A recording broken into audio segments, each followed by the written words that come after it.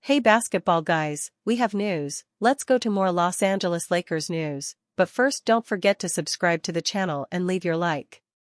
Domantas Sabonis is a top-notch center, and if the Lakers can sign him, they will have a championship-caliber roster. All LeBron James wants is a championship in his final season. Sabonis would elevate the Lakers from a playoff team to a championship favorite. Giving up Austin Reaves is not easy, but it will be worth a lot for Sabonis. Suggested trade: Lakers bring in the incredible Domantas Sabonis and a deal for Austin Reaves. The Los Angeles Lakers could get their desired star big man in exchange for Austin Reaves in a blockbuster NBA trade. Despite making a move for young superstar Luka Doncic at the trade deadline, the Los Angeles Lakers fell far short of expectations in this year's playoffs. Led by Doncic and LeBron James, the Lakers still lost to the Minnesota Timberwolves in the first round. After trading away Anthony Davis to acquire Doncic, the Lakers had a gaping hole in their frontcourt that ultimately cost them their season, and now their off-season priority is obvious. The Lakers desperately need a new center, and they are reportedly willing to part ways with rising star guard Austin Reaves to get there. The Lakers will reportedly only trade away Austin Reaves if it is for a star big man, per Los Angeles Times' Dan Woik. Austin Reaves is not viewed as untradeable because almost no one in the NBA is untradeable. But if the Lakers are going to trade him for a center, they're going to want one that is foundationally important, a build-around type and not a fill-in toward the obvious need they have at center, and will need to address in other ways, Woik wrote. There are not many elite big men on the market, but if they are looking for a star to put alongside Doncic and James, they could look within the division. Sacramento Kings star Domantas Sabonis could be on the market this offseason with new general manager Scott Perry leading the franchise, and the Lakers could be a potential buyer for the three-time All-Star. In this blockbuster trade idea, the Kings sent Sabonis to the Lakers for Reaves and a handful of valuable assets. Los Angeles Lakers receive Domantas Sabonis, Devin Carter. Sacramento Kings receive Austin Reaves, Rui Hachimura, Dorian Finney-Smith, 2031 unprotected first-round pick. In this deal, the Kings walk away with the 26-year-old Lakers guard, who took his game to the next level this season. In his fourth year, Reaves averaged 20.2 points, 4.5 rebounds, 5.8 assists, and 1.1 steals per game with 46.0/37.7/87.7 shooting splits. Along with Reaves, the Kings would receive two valuable wing defenders in Rui Hachimura and Dorian Finney-Smith. New GM Scott Perry has made it a priority to add length and athleticism on the perimeter this offseason, and this trade would give him that, along with a valuable playmaker in Reaves. Sabonis may not be the exact center the Lakers are looking for, but the two-time All-NBA big man is a proven star in this league and could be a great piece alongside Doncic and James. This season, Sabonis averaged 19.1 points, 13.9 rebounds, and 6.0 assists per game with 59.0/41.7/75.4 shooting splits. James is entering his 23rd year in the NBA, and Doncic cannot do everything on offense, so having a big man who can be a playmaker and an interior presence could be ideal.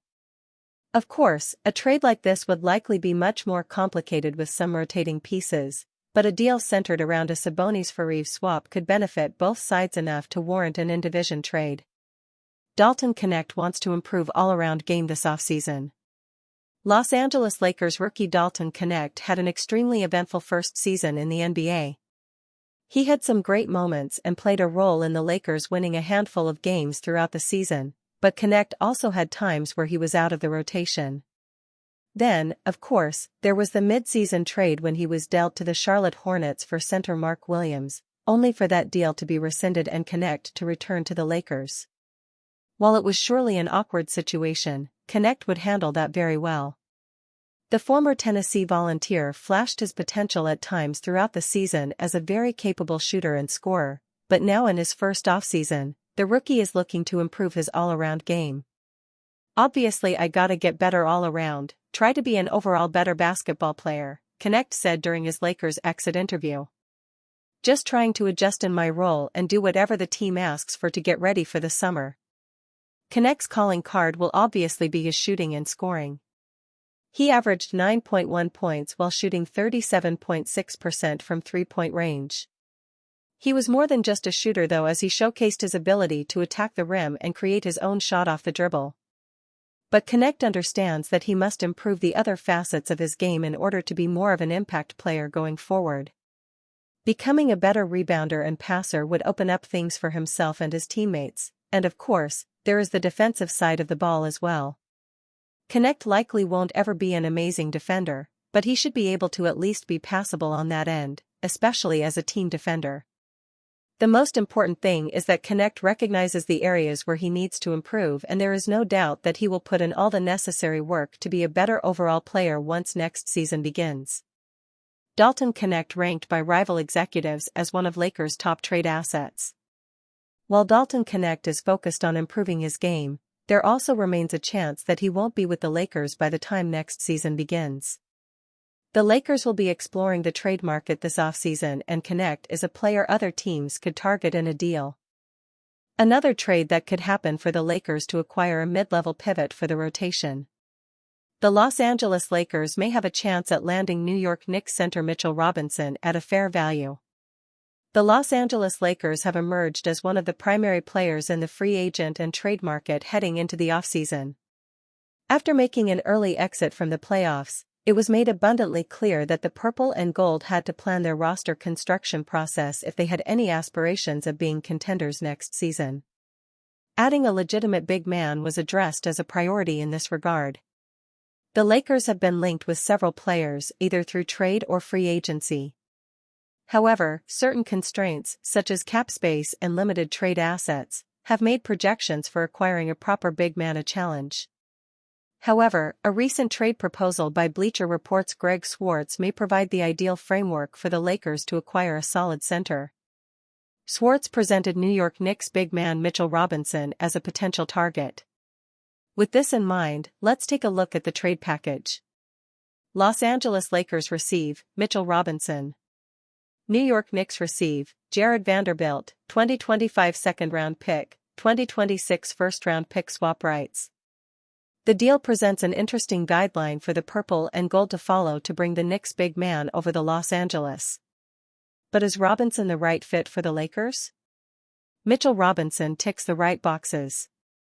Mitchell Robinson boasts some tremendous value on paper. The Knicks center is a 27-year-old, 7-footer with an impressive vertical jump and defensive ability. His athleticism and length make him an ideal fit for the Lakers, who expressed their desire for a lob threat, and his shot-blocking ability makes him an effective defensive presence in the paint. He averaged 1.1 blocks per game in the regular season. It is very important to consider the context in which he would be playing in Los Angeles. The Lakers plan to build their roster around their star player, Luka Doncic. Playing alongside him implies that the 7-footer would either find himself setting high screens and rolling hard to the basket as a passing option, or waiting in the dunker spot as an outlet to receive a lob.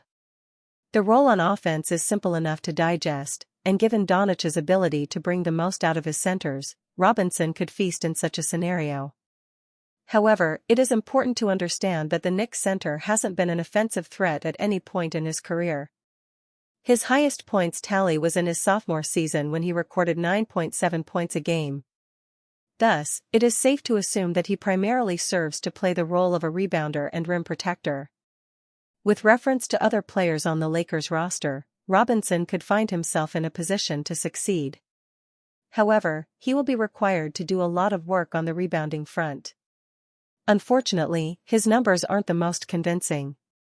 This season, he has averaged 5.9 rebounds per game. This has seen an uptick to 6.8 in the playoffs. However, this remains an underwhelming figure for someone who would potentially be a starter for the Lakers. There are very few situations in which a trade is considered a complete win for both teams. In the proposed trade scenario, the Lakers may stand more to lose by making a move for Robinson. Parting with Jared Vanderbilt does more damage than good, specifically in this context. Vanderbilt's performances have been subpar for the most part, with an additional emphasis on the time he misses due to injury. He isn't necessarily a valuable asset for the Lakers.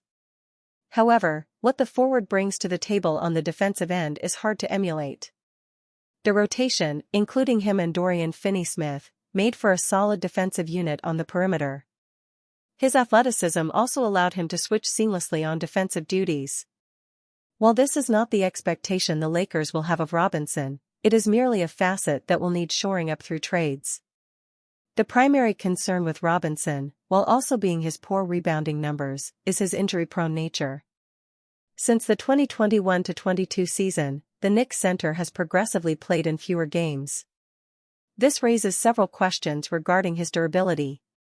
Considering how long and grueling the schedule is, particularly in the West, the Lakers may not be able to afford having an injury-prone center. When additionally factoring in that they are also giving away valuable draft capital as compensation, the purple and gold may find themselves in a vulnerable position.